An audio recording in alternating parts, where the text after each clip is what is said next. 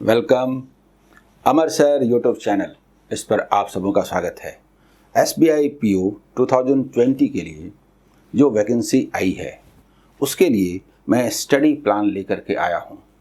2000 की इस वैकेंसी में आप अपना स्थान कैसे बनाएं, क्या पढ़ें क्या न पढ़ें, प्री और मेन में कैसे कॉम्बिनेशन बैठाएं और दूसरी बहुत इम्पॉर्टेंट बातें जिनका यदि ध्यान रखा जाए तो कम समय में इस सक्सेस को पाया जा सकता है। आइए हम लोग एक एक करके बात करते हैं। नोटिफिकेशन से संबंधित जो इम्पॉर्टेंट बातें हैं वो आप देख लेंगे, जो ऑफिशियल साइट है उस पर आप देख लेंगे। इसमें एक बात है कि जो एजुकेशनल क्वालिफिकेशन है वो आपको 31 दिसंबर तक आपका रिजल्ट आता है तो मान्य है। जनरली होता क्या था, जैसे 4 दिसंबर तक लास्ट डेट है रजिस्ट्रेशन का तो उसी दिन माना जाता था, पर इस बार लगता है कोरोना के कारण ये आपको छूट दी गई है। अच्छी बात है। जो लोग 31 दिसंबर तक पास कर जाएंगे, रिजल्ट आ जाएगा, वो लोग भी एलिजिबल हैं। ठीक है। इसमें प्री और मेन का जो कॉम्बिनेशन है उसके बारे में आप जानते हैं, डिफरेंट क्राइटेरिया हैं। इनका PDF मैं आपको दे दूंगा टेलीग्राम ग्रुप अमर सर कॉम्पिटिटिव एग्ज़ाम पर, और उस पर मैं ज़्यादा बात करने नहीं जा रहा। एग्ज़ाम का पैटर्न भी आप जानते हैं, प्री मेन और इंटरव्यू होता है। मैं स्ट्रैटेजी पर बात करने जा रहा हूँ कि कैसे प्रिपरेशन किया जाए। तो आप प्री और मेन का ये देखिए, मैं लेकर के बात करता हूँ। सबसे पहली बात यह है कि SBI PO प्री और मेन कैसे करेंगे आप।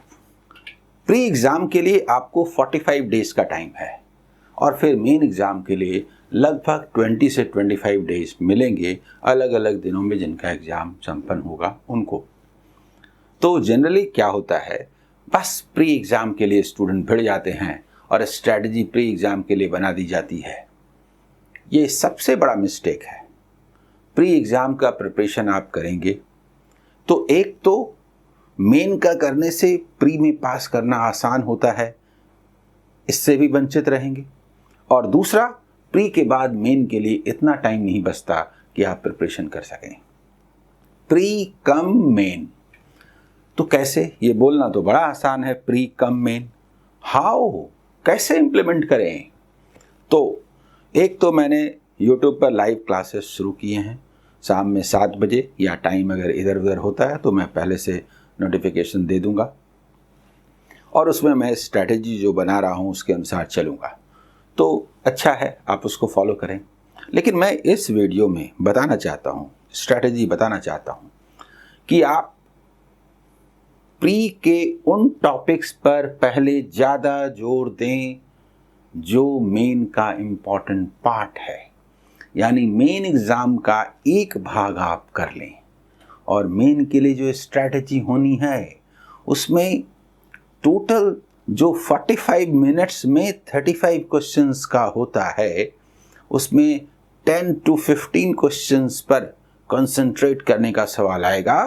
तो ये जो चूजी अप्रोच होगा प्री के दौरान मेन का प्रिपरेशन कर लेना, ये आपके सक्सेस का मार्ग प्रशस्त करेगा। हाउ, वाई, कैसे, सब पर बात करता हूँ। सबसे पहली बात कि मेन एग्ज़ाम का जो जनरल अवेयरनेस वाला पार्ट है, जनरल इकोनॉमी, बैंकिंग अवेयरनेस, उसको अभी से करते रहिए।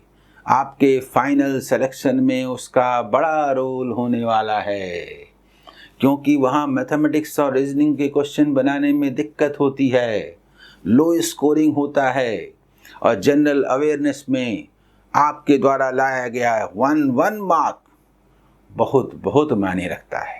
और उसका प्रिपरेशन अभी से आप रोज लगभग 1 आवर उस पर देंगे, ये आपको बहुत मदद पहुंचाएगा।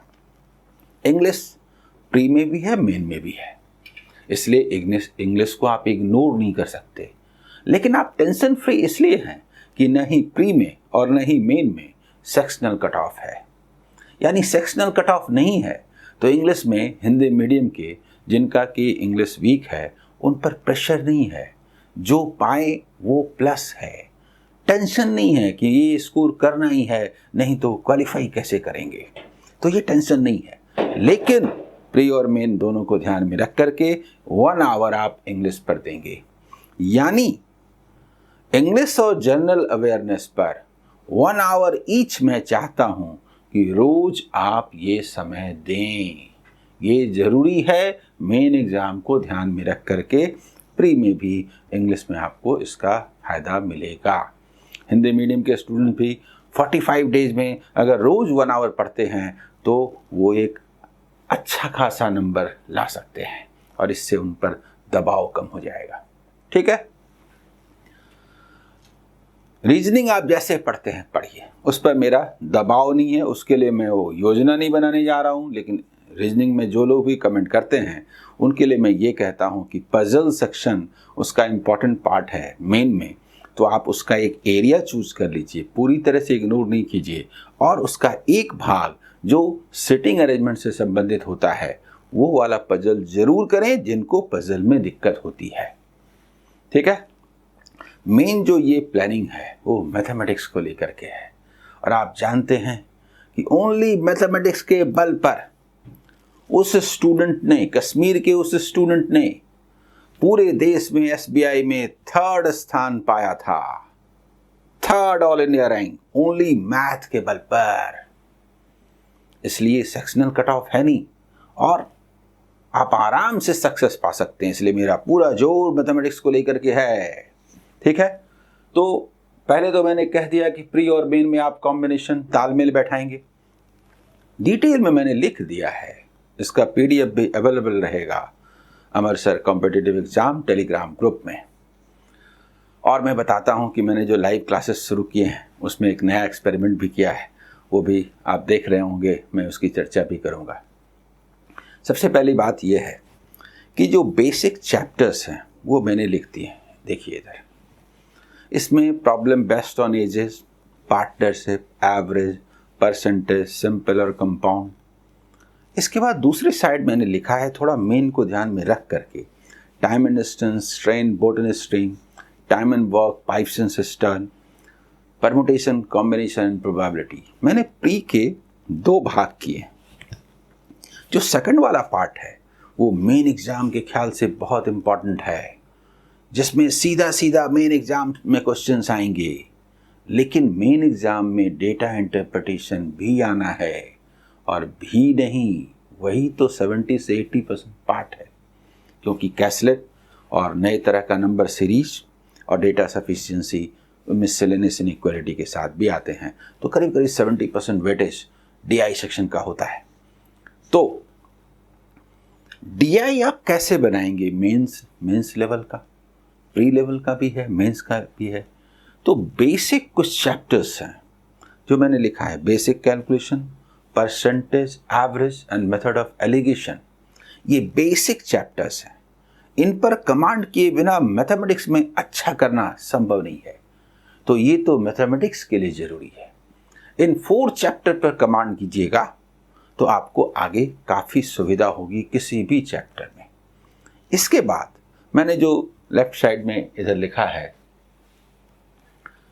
एजेस से लेकर के मेथड ऑफ एलिगेशन तक, ये प्री के लिए सबसे इंपॉर्टेंट चैप्टर्स हैं और मेन के लिए सबसे इंपॉर्टेंट चैप्टर्स ये हैं। लेकिन प्री में इससे भी उतने ही क्वेश्चन आएंगे जितने कि इससे। यानी मैं क्या कहना चाहता हूं, बेसिक चैप्टर्स जो मैंने यहां लिखा है 4, वो तो पढ़ना जरूरी है ही, वो तो पढ़ें ही।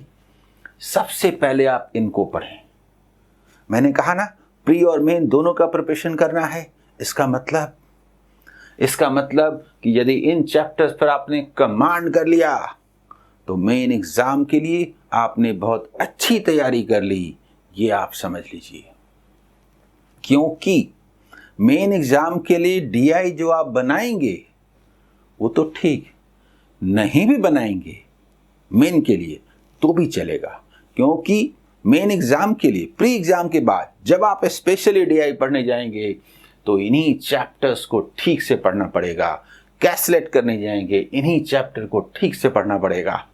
इसके बाद मिसलेनियस इनइक्वालिटी, क्वांटिटी 1, क्वांटिटी 2 और डेटा सफिशिएंसी, उनमें भी इन चैप्टर्स का रोल होगा। मेन एग्जाम में बहुत ज़्यादा डेप्थ चाहिए होता है, बहुत ज़्यादा क्वेश्चन सॉल्व नहीं करना पड़ता, यानी ये चैप्टर्स और कुछ और चैप्टर्स मिल करके आपके सक्सेस का द्वार खोल देते हैं। मैंने इनको लिखा है प्री के ख्याल से, प्री के ख्याल से इनको और इनको भी लिखा है। ओवरऑल ये पूरा का पूरा प्रिपरेशन आपको करना है, जिसमें प्री से लेके मेन तक का रास्ता बनता है। बेसिक चैप्टर्स ये हैं। ये क्लियर? फिर होगा तो यहां मैं दोबारा आऊंगा, ठीक है। अब मेन एग्जाम के लिए क्या है, जिसको कि अभी से आपको पढ़ना है। तो मेन एग्जाम में जहां तक क्वेश्चन के फॉर्मेट का सवाल है, तो ये फॉर्मेट है। डेटा इंटरप्रिटेशन 35 क्वेश्चंस में से लगभग 20 से लेके 25 तक आ जाते हैं। कैसलेट 2-3 क्वेश्चंस के 4 या 5 कैसलेट आ जाते हैं। डेटा सफिशिएंसी से 3 या 4 या कभी कभी 5 भी आते हैं। मिसलेनियस इनइक्वालिटी से भी 3, 4 या 5 आते हैं। नंबर सीरीज का नया टाइप आने लगा है, कभी कभी 2 क्वेश्चंस, कभी कभी 3, कभी कभी 4, इस तरह से ये वेरी करता है। ये क्लियर? ये जो चैप्टर बेस्ड डीआई है, चैप्टर बेस्ड कैसलेट है, चैप्टर्स के ही सफिशिएंसी हैं और मिसलेनियस इनइक्वालिटी हैं, उनके लिए इन चैप्टर्स का विशेष महत्व है। लेकिन कैसलेट एक बहुत इंपॉर्टेंट पार्ट बन के उभरा है। ओवरलैपिंग भी है, क्योंकि डेटा इंटरप्रिटेशन और डेटा एनालिसिस दरअसल कैसलेट को ही बोलते हैं। ये जो आपका नाम है, मैथमेटिक्स का जो मेन एग्जाम में नाम है, उसका दरअसल यही माने है। और कैसलेट दरअसल इन चैप्टर्स से ज़्यादातर आते तो यहाँ से भी हैं, लेकिन इन चैप्टर्स पर विशेष जोर होता है, प्लस इस पर भी होता है। इसलिए इन चैप्टर्स का इंपॉर्टेंस समझ लीजिए। ये चैप्टर्स यदि आपने कमांड कर लिया तो मेन में तो जरूर पास करेंगे, प्री में आपको कोई रोक नहीं सकता। यानी इन्हीं चैप्टर्स पर आपको कंसंट्रेट करना है। मैं जो YouTube पर लाइव क्लासेस शाम में लेना शुरू कर चुका हूं और 45 डेज में 45 क्लासेस लूँगा, फिर मेन के लिए भी लूँगा, तो काफ़ी हद तक प्रिपरेशन आपको करा दूँगा। उसमें भी जोर रहेगा, लेकिन लाइव क्लासेस में भी मैं चर्चा करूँगा। इन पर आप कमांड कीजिए। लाइव क्लासेस में मैं हर चैप्टर से 10 to 15 क्वेश्चंस एक्सक्लूसिव लूँगा। उसमें जितना सॉल्व होगा वो ठीक है, बाकी सब आप सॉल्व करेंगे, PDF के रूप में आपके पास मौजूद रहेगा। क्लियर? मेन एग्जाम में क्वेश्चन का फॉर्मेट लगातार चेंज हो रहा है। जो फॉर्मेट है DI का, जो कि नाम ही है डेटा एनालिसिस एंड इंटरप्रिटेशन, तो ये डिफरेंट फॉर्म्स हैं। इसके अलावा इसमें नए नए फॉर्म्स, नए नए रडार DI है और भी दूसरे तरह का DI ऐड होता रहता है। तो आते रहेंगे, लेकिन जिनको DI बनाने की कला आती है, वो आर्ट में वो माहिर हो चुके हैं, कोई फर्क नहीं पड़ता DI का फॉर्म क्या हो। और क्वेश्चंस अब क्लोज टेस्ट, इंग्लिश के क्लोज टेस्ट के स्टाइल में चैप्टर्स में कहानी बनाते हुए आने लगे हैं, जिसमें टाइम एंड डिस्टेंस से शुरू होता है, बोट एंड स्ट्रीम से घर पहुंचते हैं, फिर टाइम एंड डिस्टेंस का यूज़ करते हुए ऑफिस पहुंचते हैं, वहाँ पर टाइम एंड वॉक होता है, घर आते हैं, गेम खेलते हैं, परमुटेशन कॉम्बिनेशन होता है और प्रोबेबिलिटी पर ख़त्म होता है। ऐसी कहानियाँ बना करके 5 और 6 क्वेश्चंस के सेट आने लगे हैं मेन एग्ज़ाम में। तो मेन एग्ज़ाम में जो मिसलेनियस वर्ड प्रॉब्लम पहले डायरेक्ट आते थे, उनका फॉर्म चेंज हो गया है और फॉर्म ये है। इसको देख लीजिए। मैं बहुत इंपॉर्टेंट बात पर अब आगे चर्चा करने वाला हूँ, वो देखिए क्या है। क्या करें क्या ना करें। आपके दिमाग में ये होगा कि जो न्यू स्टूडेंट्स हैं वो पास कर सकते हैं इतने कम समय में, 45 डेज में, और उसके बाद मान लीजिए लगभग 20 से 25 डेज और।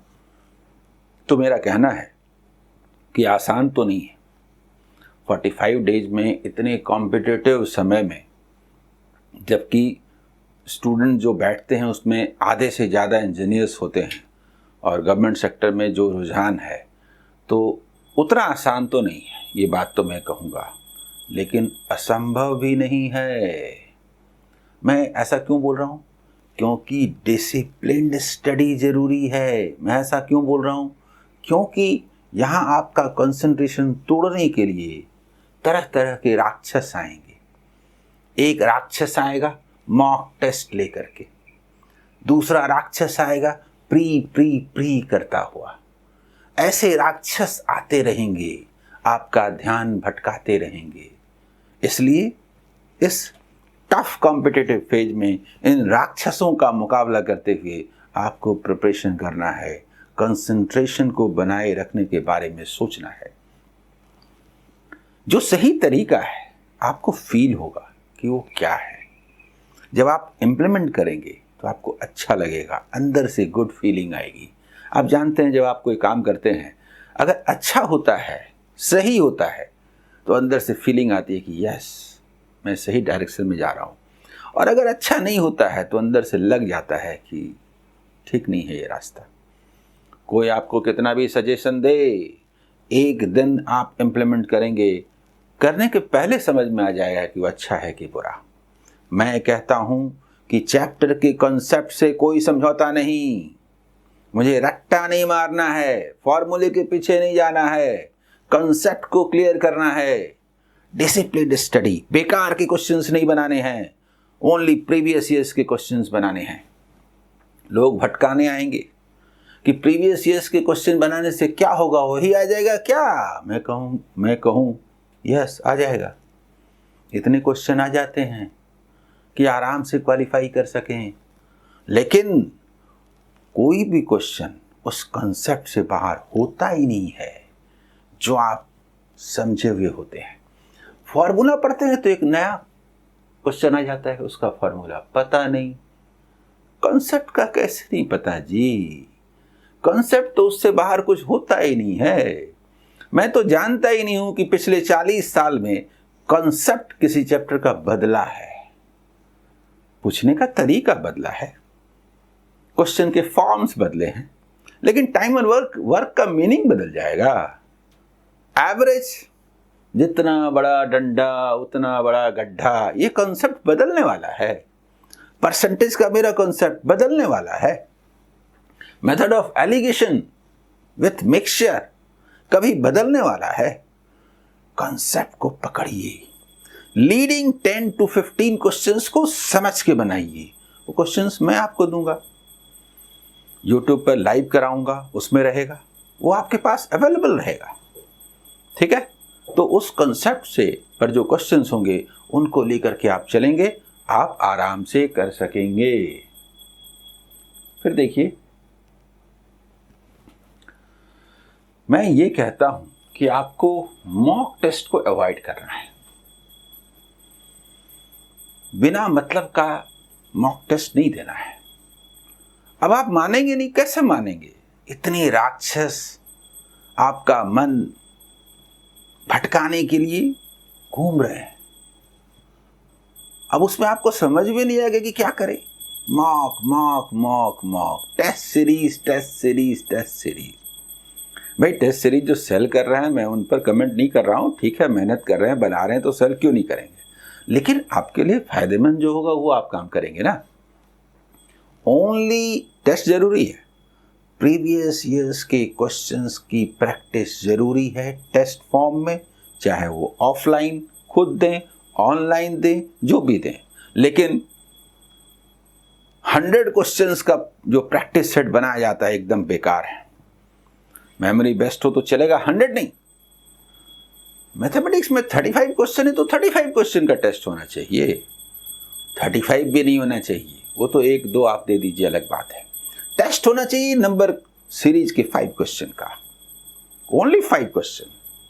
टेस्ट होना चाहिए चैप्टर का, सिंपल इंटरेस्ट के 5 क्वेश्चन का या 10 क्वेश्चन का, कंपाउंड इंटरेस्ट के 10 क्वेश्चन का, एवरेज के 10 क्वेश्चन का, मेथड ऑफ एलिगेशन के 10 क्वेश्चंस का। ऐसे 10 क्वेश्चंस के जितने टेस्ट आप देंगे आपका उस चैप्टर पर कमांड होगा, आपका उस चैप्टर पर कमांड होगा। ऐसा टेस्ट चाहिए नहीं, एकदम चाहिए। टेस्ट के बिना आप आसानी से पास नहीं कर सकते, ये बात आप नोट कर लीजिए। लेकिन टेस्ट चैप्टर बेस्ड होना चाहिए, चैप्टर वाइज होना चाहिए। डीआई के एक डीआई का टेस्ट होना चाहिए।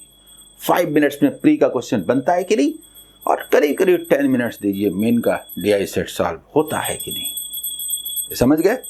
तो ये टेस्ट बार बार आपको देने का है, बार बार आपको उसकी प्रैक्टिस करने की है। ऐसे टेस्ट से ही आपको फायदा होगा। मॉक टेस्ट को आप अवॉइड कीजिए। Be optimistic. निराशा का आपसे कोई संबंध ही नहीं है, उसके लिए आपके पास कोई जगह ही नहीं है। आप एक अच्छा काम करने जा रहे हैं, अपना कैरियर बनाने जा रहे हैं, और इसलिए बी ऑप्टिमिस्टिक। ये मेहनत बेकार नहीं जाएगी, ये रंग लाएगी, जीवन भर आपका साथ देगी। जॉब तो मिलेगा ही। पूरी डेडिकेशन और कंसंट्रेशन के साथ कोई प्रिपरेशन कर ले, 6 महीने से लेकर के 1 ईयर उसका सिलेक्शन ना हो, सवाल नहीं उठता, सवाल नहीं उठता। मैं कहता हूं सवाल नहीं उठता। इसमें पारिवारिक उलझनें आती हैं, भटक जाते हैं। दैनिक जीवन में तरह तरह की पारिवारिक समस्याएं आती हैं, हर व्यक्ति का अलग अलग होता है। इकोनॉमिकल मजबूरियां होती हैं, वो अलग है। तो दूसरे कारणों से ऐसा होता है, जिसके कारण स्टूडेंट्स को डिस्टर्बेंस फील होता है। इसीलिए सक्सेस में देरी होती है। नहीं तो सक्सेस में देरी का सवाल नहीं है। मैं साथ हूं, मैं लगातार आपको हेल्प कर रहा हूं और आपको सक्सेस तक पहुंचाऊंगा भी। स्पीड और एक्यूरेसी का जहां तक सवाल है, तो स्पीड आप बढ़ाइए नहीं, क्योंकि आप स्पीड घटाते थोड़े हैं। वो तो जो आपको आता है सो आता है। स्पीड बढ़ाई नहीं जाती, स्पीड बढ़ती है। इसलिए स्पीड की चिंता ही मत कीजिए। आपकी प्रैक्टिस जितनी ज्यादा होगी, आपका राइट अप्रोच जितना अच्छा होगा, कंसेप्चुअल क्लैरिटी जितनी ज्यादा होगी, आपकी स्पीड उतनी ही ज्यादा होगी। लेकिन एक्यूरेसी, यस, एक्यूरेसी बढ़ाई जाती है, एक्यूरेसी पाई जाती है। उसके लिए मेहनत करना पड़ता है, क्योंकि गलती करना ये आदत होती है। जैसे झूठ बोलना आदत होती है। एक व्यक्ति जब झूठ बोलने लगता है तो वो झूठ ना बोलना चाहे तो भी मुंह से झूठ निकल जाता है, और फिर अफसोस होता है, उफ मैंने तो झूठ बोल दिया। वैसे ही गलती करना भी आदत होती है, इसलिए उस पर विशेष जोर देने की जरूरत है, उसको सुधारने की जरूरत है। मैंने पहले भी बताया है, आज उस पर ज़्यादा बात मैं नहीं करता हूँ। आपको सेलेक्टेड टाइम बाउंड स्टडी करनी है। आपको देखना है क्या पढ़ें क्या ना पढ़ें, बेवजह की चीज़ें ना पढ़ें। मैंने कहा है कि आपका समय मूल्यवान है, एक एक मिनट सोच समझ करके खर्च करें। आप जितना पढ़ सकते हैं पढ़ें। हर स्टूडेंट के पास समान समय नहीं होता।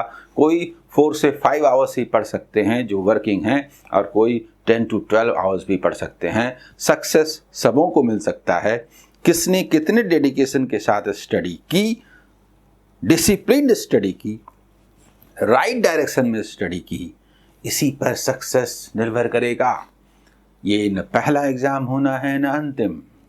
एग्जामों की श्रृंखला में ये एक एग्जाम है, क्योंकि जिंदगी इम्तहानों का नाम है।